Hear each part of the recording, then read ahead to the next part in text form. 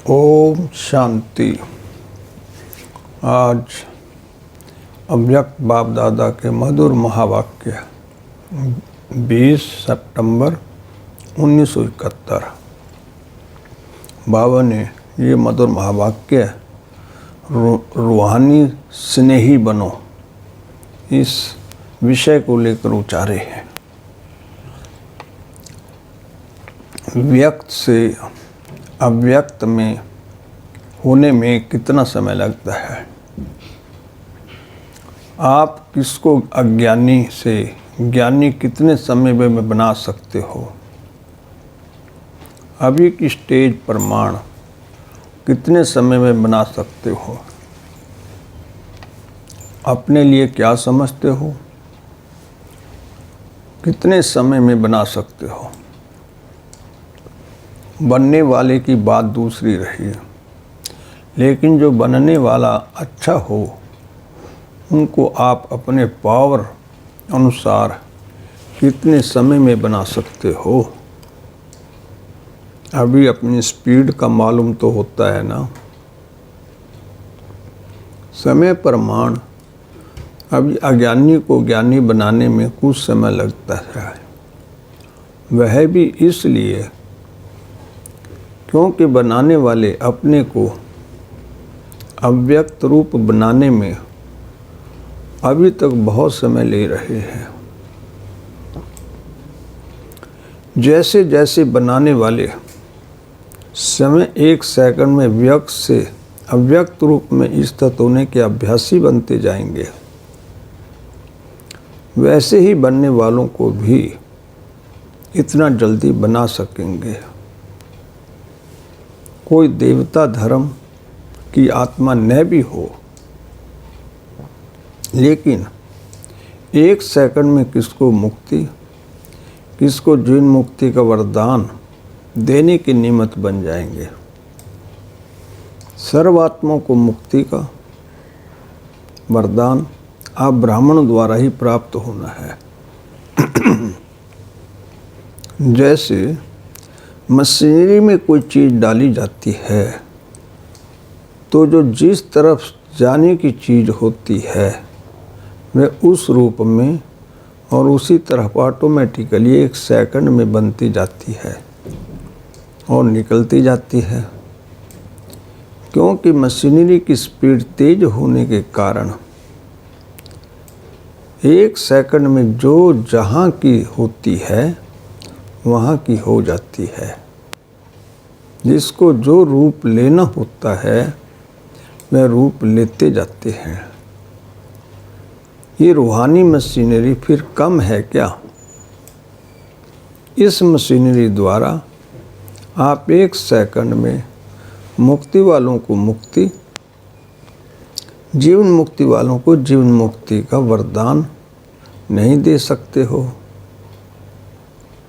जबकि आप हो ही महादानी और महाज्ञानी, महायोगी भी हो, जबकि लिखते भी हो कि एक सेकंड में अपना जन्म सिद्ध अधिकार प्राप्त कर सकते हैं। क्या ऐसे ही लिखते हो व बोलते हो। यथार्थ बात है तब तो लिखते व बोलते हो ना। तो एक सेकंड में आत्मा को मुक्ति, जिन मुक्ति का मार्ग दिखा सकती हो, वह वरदान दे सकती हो ना। वरदान को प्राप्त करवाना, अपने को वरदान द्वारा भरपूर बनाना वह दूसरी बात है, लेकिन आप तो वरदान दे सकते हो ना। एक सेकंड के वरदानी मूर्त हो। अपने को एक सेकंड में व्यक्त से अव्यक्त बना सकते हो। कितने समय के लिए, अल्पकाल के लिए बना सकते हो। इसी कारण ही बनने वालों को भी अल्प समय का नशा, अल्प समय की खुशी होती है। वे अल्प समय के लिए परिवर्तन में आते हैं। जैसे बनाने वाले मास्टर रचता वैसी रचना भी ऐसे ही अब तक बन रही है। जैसे आप लोग बाप से अल्प समय के लिए रूह रिहान करते हो, मिलन का, मगन का, गुणों का, स्वरूप का अनुभव करते हो, ऐसे ही रचना भी अल्प काल के लिए आप लोगों की महिमा करती है।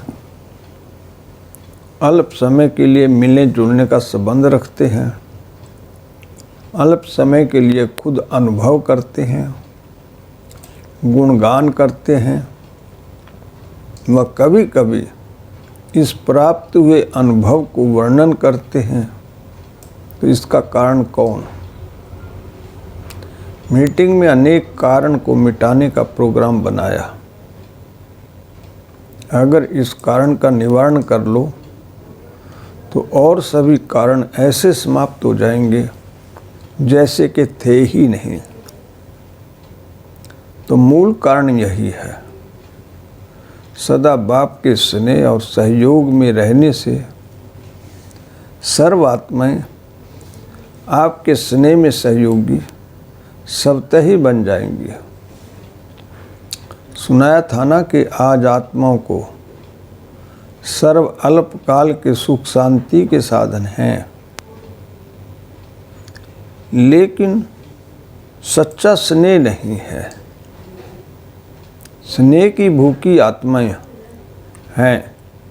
अन्न और धन शरीर की तृप्ति का साधन है,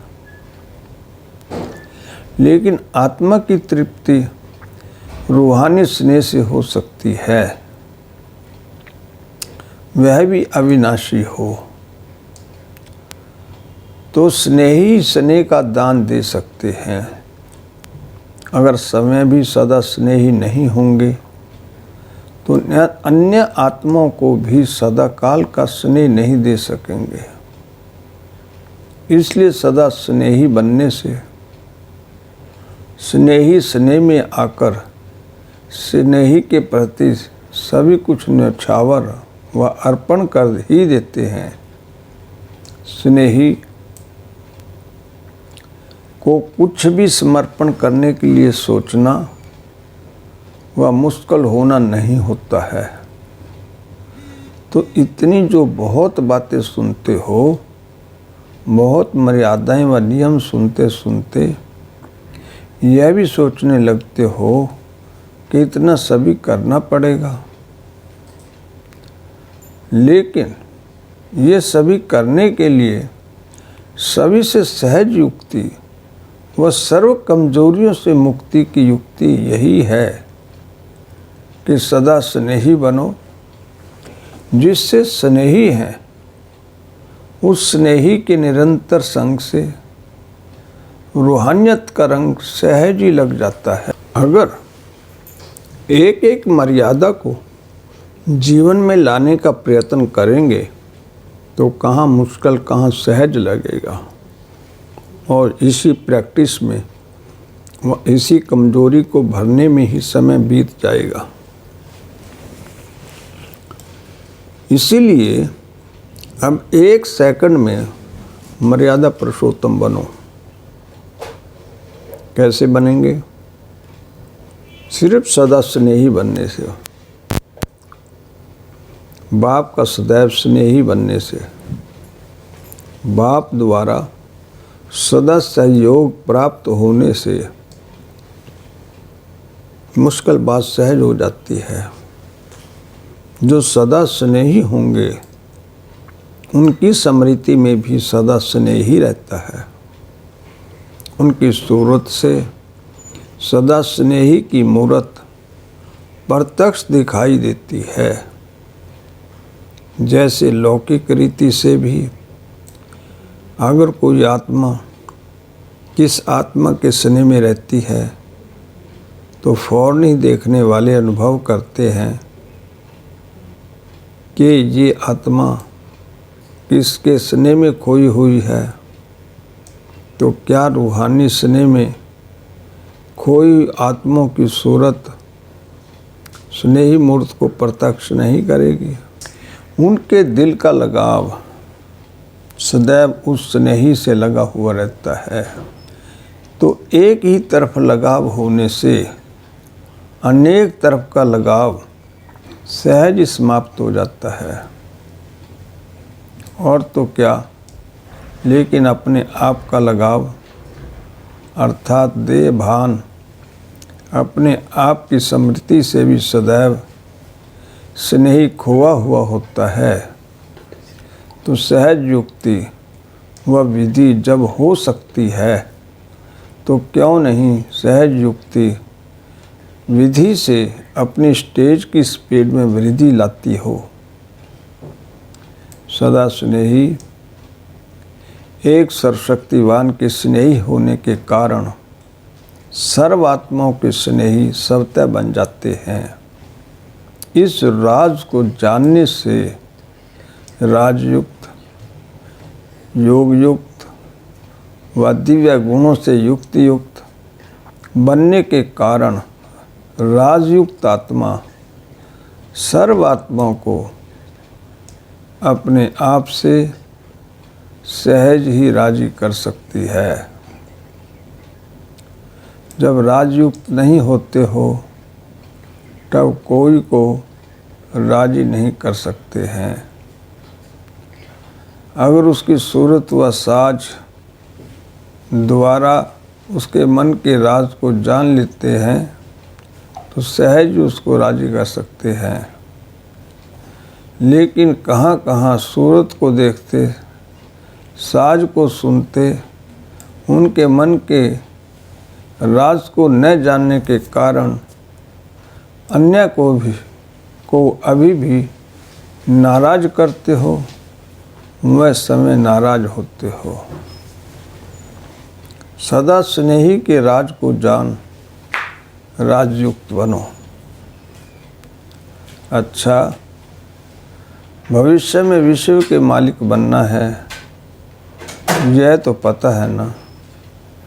अगर अभी क्या हो, अभी विश्व के मालिक हो व सेवाधारी हो। अच्छा, ओम शांति।